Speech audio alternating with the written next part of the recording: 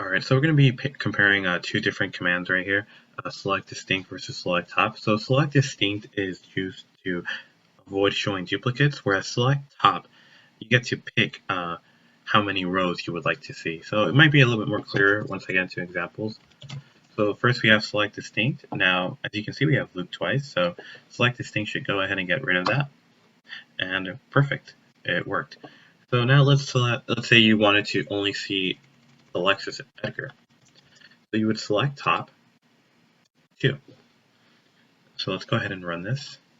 And we have only Alexis and Edgar.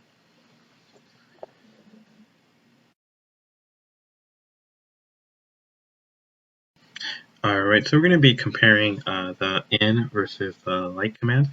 So as you can see, I am trying to do something and it's giving me an error. I'm trying to find two values. So I'm selecting all columns. Wildcard will select all columns from the customer table where customer is also Edgar and Luke. So for this, we're actually going to have to use the in. So we're going to go ahead and select in and the values we would like. So we want both Edgar and we want also Luke. So go ahead and put that in and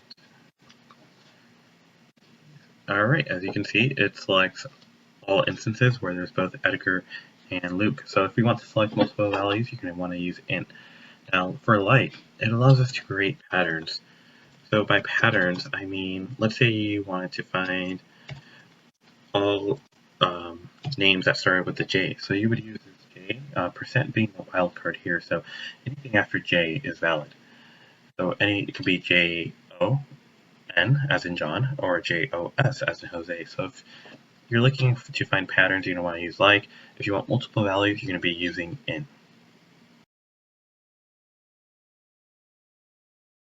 Alright, so in this example, we're going to be using the order by command.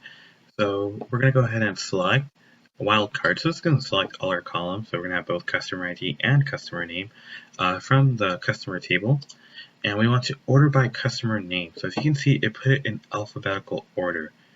Now, let's say we want a descending order. So you're going to go ahead and add the descending keyword at the end. Go ahead and execute this. And as you can see, it's now backwards.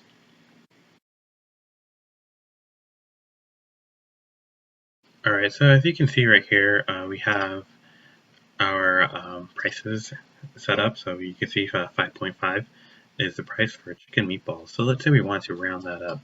So you're going to want to use the round command. Alright, so we're going to go ahead and select our column, which is going to be product name, so we could go ahead and see that. Our other column is going to be rounded price, and we're using this round function right here. We're going to get the product price column, and here you specify the amount of decimal points that you want.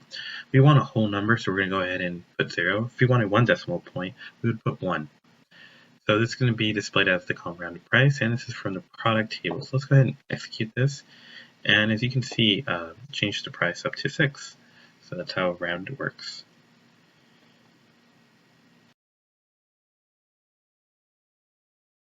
Alright, so let's say you want to figure out how many rows are in a column.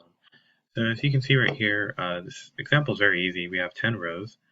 However, let's say you had a column, a data or a table where you had a huge amount of rows. So you would use the count. So by selecting count, so you're counting product price, which is our current column, and we were grabbing this from the product table. We're going to grab how many rows there are total. So that's how you use the count function.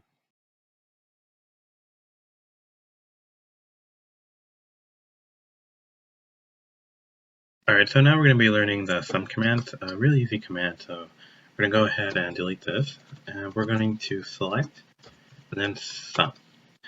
And now you're going to specify where you want to sum up from, or I'm sorry, which column you want to sum up from. So we want to sum up from product price, since that's where all our money values are at.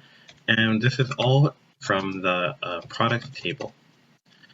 So select product price from product table, execute, and we have our sum right here.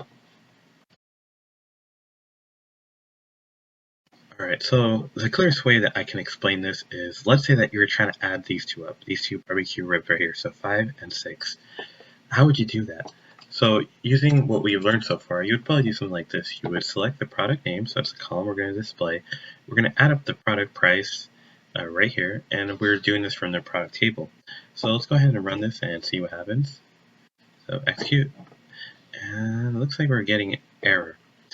I'm so sorry. Okay, so yeah, it looks like we're getting an error. You have to do this using the group by function. So you're going to have to go ahead and add on a group by, and we're going to sort this by the product name. So the product name is the column that we're going to run this aggregate function to. So as you can see, the aggregate function runs through the barbecue ribs, and it was able to put it together, and it gives us the 11. That's the clearest way that I can explain the group by function. It's a little tricky to understand.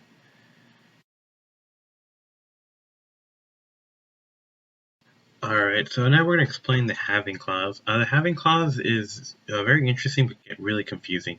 It's very similar to the where clause. However, you use a halving clause where you cannot use a where clause. So here we have an example. We're just displaying where barbecue ribs are at. But let's say we want to find out where product name, product price is greater than 5 in this example. Let's go ahead and execute this, and yeah, it's giving us an error.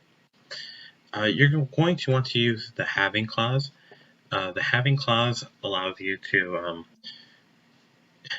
use group by, and along with group by, you can still have your where statement in there. So when we go ahead and execute this, we're able to see where our barbecue ribs is over 5. So you use the halving clause when you cannot use the where to clause.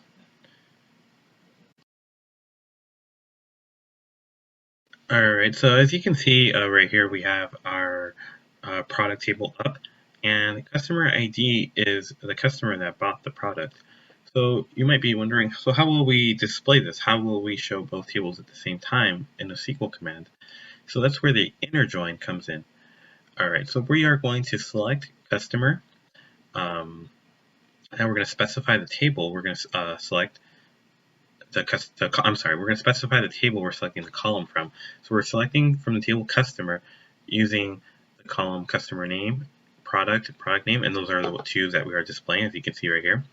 From the customer table, inner join the product table, so we're combining those two. And we want to find out where the customer ID for customer matches the product customer ID, the person who bought the product. And as you can see, Edgar bought meatballs, Luke bought salmon wrap. So that's how you use the inner join. Alright, so the the left join is actually very similar to the inner join. The only difference is that when you go ahead and do the left join, it's going to display all values, even ones that are null. So we're going to go ahead and execute this. And as you can see, Vin and Luke number 1 or Luke number 2 did not purchase anything. So even though it is displaying all the customers that is, it's going to display them as well, even though they didn't purchase anything. So the left join just goes ahead and displays even values that are null.